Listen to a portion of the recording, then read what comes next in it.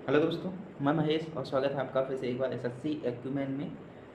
ये आज मैं आपके सारे डाउट क्लियर करने वाला हूँ कि जो एसएससी एमटीएस हवलदार के जीके सेक्शन और इंग्लिश सेक्शन से रिलेटेड है, कि आप लोग कहाँ से पढ़ें, कैसे तैयारी करें। क्योंकि बहुत से कमेंट्स बॉक्स में लोग पूछ रहे थे, स्टूडेंट पूछ रहे थे कि कैसे करें, इंग्लिश कैसे करें, इंग्लिश बहुत वीक है और जीके कैसे करें। तो देखिए, जिसकी अगर इंग्लिश वीक है, जीके वीक है, तो देखिए इम्प्रूवमेंट में टाइम लगता है। ठीक है, अगर आप लोगों की थोड़ी सी स्ट्रांग है तो अभी आप कर सकते हैं अच्छे से अगर पढ़ेंगे तो। अगर ज़्यादा वीक है तो उसमें टाइम लगेगा। आप कोशिश करिए, अगर इस बार हो जाए, नहीं होगा तो आपकी कोशिश बेकार नहीं जाएगी। नेक्स्ट अटैम्प्ट में आप दीजिएगा तो ज़रूर निकलेगा। जो है तो मैंने सच बता दिया है। ठीक है, अब मैं बात करूँ कि सबसे पहले इंग्लिश मेरी बहुत वीक थी। मैं आपको यही बताऊँ, मेरी बहुत बहुत वीक थी और मैंने बहुत अटैम्प्ट देने का प्रयास करने के बाद फिर भी मेरी इंग्लिश में ऐसे होते थे, मान लो मैंने 25 क्वेश्चन अटैम्प्ट किए, 25 आ रहे हैं। मैं ओनली एमटीएस की बात नहीं कर रहा हूँ, मैंने एमटीएस का एग्जाम दिया, सीजीएल का दिया, सीएचएसएल का दिया।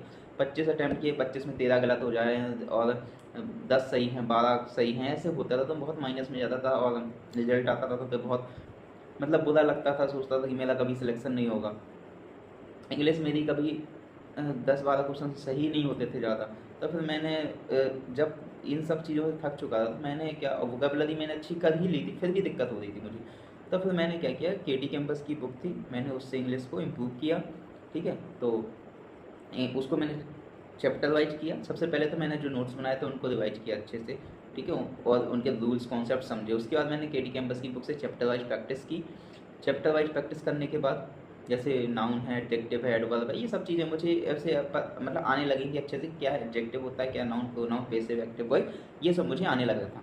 ठीक है, तो उसके बाद फिर मुझे दिक्कत होती थी कि मिक्स प्रैक्टिस करेंगे तो उसमें वो क्वेश्चन हम कैसे पता कर पाएंगे, हमें इसमें यही आंसर चाहिए, यही इम्प्रूवमेंट है इसमें। और मेनली एरर में दिक्कत होती थी। ठीक है, और रीडिंग हैबिट भी धीरे धीरे बढ़ गई थी। जब प्रैक्टिस करते करते आप बहुत सारी कर लेते हो प्रैक्टिस, वोकेबलरी अच्छे से ज़्यादा आने लगती है और आपकी ग्रामर अच्छी हो जाती है, तो आपकी जो रीडिंग पावर है वो भी स्ट्रॉन्ग होने लगती है। मतलब समझने की पावर, रीडिंग की हैबिट तो थोड़ी डालनी पड़ती है, लेकिन समझने की हैबिट जो है स्ट्रॉन्ग हो जाती है। आप लाइन समझ लोगे, पैराग्राफ समझ लोगे क्या बोल रहा है। ठीक है, तो जब सीजीएल का एग्ज़ाम था, सीएचएसएल का एग्ज़ाम था और एमटीएस का एग्ज़ाम था। ठीक है, तो उसके पहले मैंने क्या किया, मैंने एक बार फिर से केटी कैंपस की बुक पूरी रिवाइज कर डाली। उसके बाद मैंने एक एरर प्रो नाम से बुक आती है, अमन वशिष्ठ की। ठीक है, ये सब मैं अभी दिखाऊंगा। उससे मैंने चैप्टर वाइज मिक्स प्रैक्टिस की। कैसे कैसे मिक्स प्रैक्टिस, जैसे मैंने 2018 के सीजीएल के क्वेश्चन लगा लिए, सीपीओ के क्वेश्चन लगा लिए, एरर लगा लिए। ठीक है, एरर जो आते हैं ना एग्जाम में। ठीक है, और उसको अच्छे से कर लिया चैप्टर वाइज। तो मुझे मतलब इतना कॉन्फिडेंस आने लगा कि हाँ अब मैं कर लूँगा पेपर में। ठीक है, वोकेबलरी मैंने पहले ईयर वाइज की, मैंने बहुत पुरानी ईयर वाइज की, क्योंकि मैं बहुत पहले से तैयारी कर रहा था। मैं बहुत वीक स्टूडेंट था, इस वजह से मुझे अपने आप को स्ट्रॉन्ग करने में बहुत टाइम लगा। ठीक है, लेकिन हाँ कोशिश कभी बेकार नहीं जाती है। एग्जाम्पल आपके सामने है। ठीक है, मैंने 2017 से स्टार्ट की थी प्रिपरेशन और फेल होते होते धीरे धीरे यहाँ तक आया। जब 2021 में एनटीपीसी का एग्ज़ाम हुआ वो मैंने दिया। उसके बाद 22 में एग्ज़ाम, ऐसे जब एग्ज़ाम हुए एमटीएस 2021 का हुआ तो मैंने वो दिया। उसके और ये कब दिए मैंने, ये सब स्ट्रॉन्ग करने के बाद। ठीक है, जब मैं फेल होते होते इतना परेशान हो गया था, उसके बाद फिर मैंने और अच्छे से मतलब किया। मैंने सोचा कि चलो अगर 10 में से अगर हमने 6 सीढ़ियाँ चढ़ ली हैं तो 4 और चढ़नी है और थोड़ी सी मेहनत कर लेते हैं। तो ऐसे ऐसे मैंने किया। तो अब मैं आपको दिखाऊं, सबसे पहले तो आपको किरण की बुक। ठीक है, कैंपस की बुक है जिससे मैंने चैप्टर वाइज पढ़ाई की थी। ऐसे चैप्टर वाइज लिखा हुआ है। ठीक है, तो मैंने टारगेट बनाया था कि इसको मैं कौन से नंबर पे करूँगा, इसको कौन से नंबर पे करूँगा। जैसे मैंने सोचा पहले नंबर पे नाउन करूँगा, दूसरे नंबर पर प्रोनाउन थी, तीसरे पे एडजेक्टिव। आप भी चाहें तो इसका स्क्रीनशॉट ले सकते हैं और इसके अकॉर्डिंग आप चैप्टर वाइज लगाइए, उसके तो आपको फ़ायदा होगा। आप लेटेस्ट बुक लीजिएगा, ये केडी कैंपस की नीतू मैम की आती है कि लोकल मार्केट में मिल जाएगी, लेटेस्ट लीजिएगा। ठीक है, तो इस तरीके से आपको, आप चाहें तो सबसे पहले ये भी पढ़ सकते हैं, सारे रूल्स वगैरह लिखे हुए हैं। तो मैंने अपने नोट्स से पढ़ लिए थे, तो मैंने ज़्यादा इनको नहीं पढ़ा, मैंने सिर्फ ये देखे थे जो जो मुझे आते हैं, ये सब मैंने थोड़ा अच्छे से देखा था। ठीक है। उसके बाद मैंने सीधा सीधा क्या किया, मैंने सीधा सीधा इसके जो चैप्टर वाइज लगे हुए देखो स्पॉटिंग एरर ये लगा है, ठीक है। इनकी मैंने प्रैक्टिस की कि इसका क्या बनेगा। पहले मैंने खुद से की, उसके बाद मोबाइल में आंसर की नाम से एक ऐप आता है, उसको मैंने डाउनलोड किया। उसमें सेट कर लेता था कि मुझे 147 क्वेश्चन यानी 47 लगाने हैं, उनके 4 ऑप्शन है, सेट कर लेता था और टिक मार देता कि इसमें ये सही है, इसमें ये सही है, ठीक है। उसके बाद फिर मैं यहाँ देखता था, ठीक है, सॉल्यूशन देखता था, तो मुझे पता चलता था हाँ इसका ये रीजन है ये। लेकिन ये जब तभी समझ में आएगा जब आपने अच्छे से तैयारी की होगी, यानी अच्छे से समझे होंगे चैप्टर्स, ठीक है। और इसी में मैंने इसकी वोकेबलरी भी पढ़ी थी मैंने, और इससे मुझे फ़ायदा भी हुआ है, इससे बहुत चीज़ें फंसी भी हुई हैं, ठीक है। जैसे ये है, देखो आप, देखो मैंने ये पूरी पढ़ डाली थी, ये मैंने बहुत टाइम दिया था इसको। ये देखो आपको सब कुछ पढ़ा हुआ मिलेगा, मैंने ये सब पढ़ा हुआ है, ठीक है। तो ऐसे ही आप लोगों को भी पढ़ना है, तैयारी करनी है, ठीक है।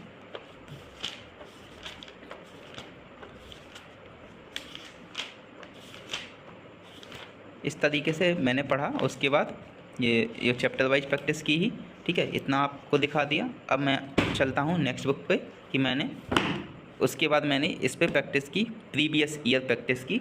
और प्रीवियस ईयर कैसे, अमन वशिष्ठ की बुक आती है रत्लो के नाम से, आपको अमेजोन में मिल जाएगी, ठीक है। तो इसको आपको लेना है।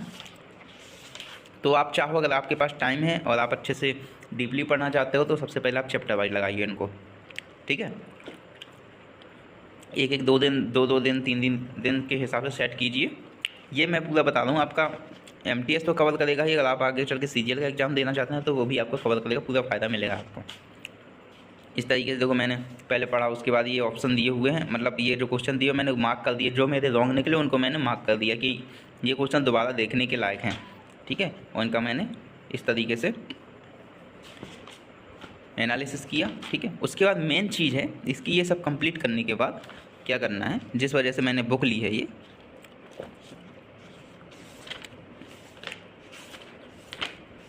इस तरीके से पढ़ना है। लास्ट में आपको मिलेंगे प्रीवियस ईयर क्वेश्चंस, ठीक है। लेटेस्ट बुक लेंगे आपको तो उसमें 22 और 23 के भी मिलेंगे, मेरे 2021 से स्टार्ट हैं। तो SSC CGL 21 प्री, मैंने इसको मोबाइल में आंसर की में सेट कर लिया ऐप में कि हमें इतने क्वेश्चन करने हैं, और मैंने अपने खुद से टिक करा, समझा, और उसमें से एनालिसिस किया आंसर्स का। उसके बाद मैंने देखा कि कौन कौन से मेरे रॉन्ग हुए हैं, उन पे मैंने गोला लगा लिया, उसको मैंने 2 से 3 बार फिर से लगाया, ठीक है। तो मैंने अपने हिसाब से जो मुझे दिक्कत कर रहा मैं यहाँ पे लिख लेता था, ऐसे अपने हिसाब से आपको कुछ भी कर लेना है, ठीक है।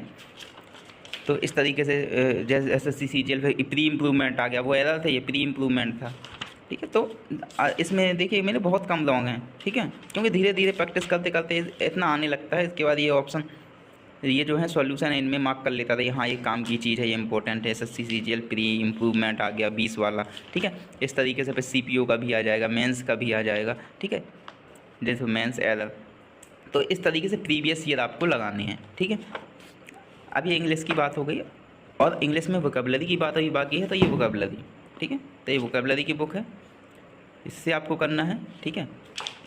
वोकेबलरी इससे करनी है, प्रीवियस ईयर करनी है, इसमें सब प्रीवियस ईयर ही होते हैं, ठीक है। तो प्रीवियस ईयर आपको कर लेनी है, ठीक है। मेरी बुक में तो अब ऐसे दिए होते थे, अगर आपके पास ये बुक होगी, अब नए एडिशन में तो नहीं है ऐसा, क्योंकि मैं चैप्टर वाइज करता था। जैसे ये है many word SSC CPO paper first 2022, इस तरीके से मैं ईयर वाइज कर लेता था, ठीक है। Many word SSC CGL 2020 Tier 2, ठीक है।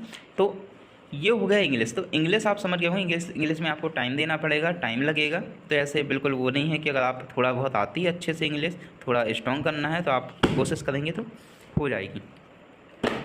करंट अफेयर के लिए आपको 1 महीने पहले ये बुक लेनी है और इसको अच्छे से पढ़ना है। ये मैं अभी लेके आया हूँ, मेरी पुरानी बुक है मेरे पास, बट वो पुरानी हो गई है, तो ये लेके आया हूँ। तो ये बहुत इंपॉर्टेंट होते हैं, कुछ भी आ जाता है एग्ज़ाम में, ठीक है। तो इस तरीके से ये सब खुद से पढ़ने होंगे, खुद से समझने होंगे। मैंने एक वीडियो बनाया था और इसमें करंट अफेयर के बारे में उसमें बताया था कि करंट अफेयर कैसे पढ़नी है, कौन कौन से टॉपिक इंपॉर्टेंट है, मैंने पूरा बताया था। तो वो वीडियो देख लीजिएगा, इसी बुक के बारे में मैंने बताया था, ठीक है। तो वो वीडियो आपको लोगों को देखना है, मैं लिंक डाल दूँगा डिस्क्रिप्शन बॉक्स में। बात आती है जीके की, तो आपको ये जीके है तो इसमें सब कुछ दिया होगा, ठीक है।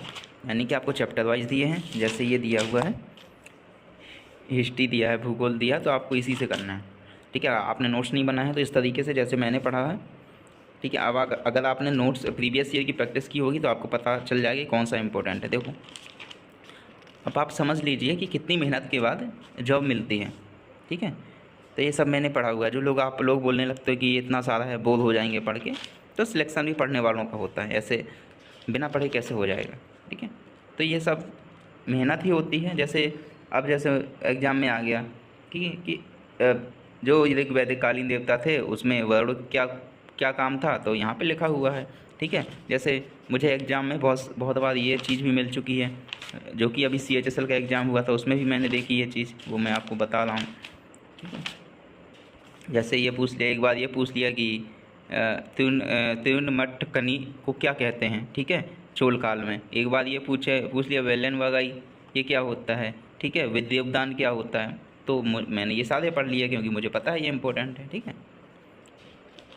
इस तरीके से और भूगोल वगैरह इसमें सब आपको इसमें भी पढ़ना है, और पॉलिटी पढ़ लीजिए इससे, और मैंने इससे बायो भी पढ़ी है, देख लीजिए, ठीक है, बायो भी पढ़ी है मैंने इससे। और ये जो लास्ट में होता है एक सेक्शन विविध, ठीक है, तो आप हिंदी इंग्लिश किसी में भी ये बुक ले सकते हैं, ठीक है। विविध में ये सब पूरा विविध इम्पोर्टेंट होती है, ठीक है। इस तरीके से पूरी विविध इम्पोर्टेंट होती है।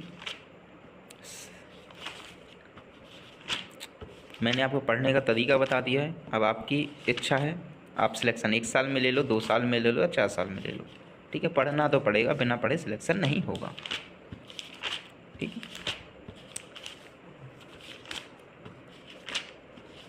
जैसे ये खेल से संबंधित है, इसमें ये एग्ज़ाम में आ जाता है, ठीक है।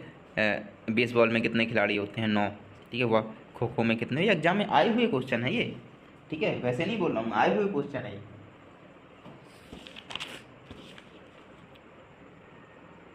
देखिए ये एग्ज़ाम में आए हुए हैं, ठीक है। जब 1 या 2 आया मैंने सारे पढ़ लिए, ठीक है। तो ये सब आपको प्रीवियस ईयर से ही पता चलेगा, ठीक है। कंप्यूटर का ये चैप्टर ये मैंने पढ़ा हुआ है पूरा, ठीक है, इनमें से क्वेश्चन आ जाते हैं। अब इतना मैंने आपको बता दिया कि इस तरीके से पढ़ना होता है। अब आप ना पढ़ो तो आप अपने साथ जो है करेंगे, जो भी करेंगे अपने साथ करेंगे, यानी अपने साथ धोखा करेंगे। अब आपको मैं बता दूं, मेरा टेलीग्राम ग्रुप है, उसमें मैंने एक बुक डाल रखी है स्ट्रेटेजी की, उसको डाउनलोड कर लीजिए, और अच्छा सॉफ्ट कॉपी यानी कि अपने मोबाइल में ही पढ़िए या तो उसको प्रिंट करके उसको पढ़िए। इंपॉर्टेंट बुक है, उसका जो देखना उसमें जिसमें करंट अफेयर है वो वाला मत डाउनलोड करना, जो दूसरा पार्ट है ओनली स्ट्रेटेजी के वाला वो डाउनलोड करना। चाहे तो टेलीग्राम ग्रुप में जाके मैसेज कर लेना कौन सा डाउनलोड करना है, तो मैं बता दूंगा, ठीक है। तो लिंक आपको डिस्क्रिप्शन बॉक्स में मिल जाएगा, और चैनल को सब्सक्राइब जरूर कर लेना अच्छा लगे तो, ठीक है। और जो भी आपके डाउट हैं वो आप मुझसे पूछ लीजिए, मैं बता दूंगा, ठीक है। मैथ और रीजनिंग में इतनी दिक्कत नहीं होगी आपको। रीजनिंग अगर थोड़ा रीजनिंग ही करके आ जाएंगे, बाकी अगर ऐसे ही मार आएंगे तो क्यों मार आएंगे तो भी हो जाएगा, ठीक है, क्योंकि उसमें से पास होना है, उसमें नेगेटिव मार्किंग भी नहीं है। तो अगर आप अपनी रेगुलर अच्छे से पढ़ाई कर रहे हैं तो आपको कोई दिक्कत होने वाली नहीं है। इस बार आपका एग्जाम निकलेगा, और SSC CGL भी आ गया तो उसकी भी तैयारी कीजिए, ठीक है। ओनली MTS हवलदार के भरोसे मत रहिए, ठीक है, क्योंकि इतनी जब उसी पढ़ाई से और अच्छी जॉब मिल जाएगी तो क्या दिक्कत है, हम पढ़ लेंगे, ठीक है। मैथ और रीजनिंग भी पढ़ लेंगे, ठीक है। तो इस SSC CGL के लिए भी मैं एक वीडियो बनाऊंगा सेपरेट, ये आपके SSC MTS हवलदार के लिए है। तो इतना कर लीजिए आप, और जो भी डाउट हो कमेंट बॉक्स में पूछिए।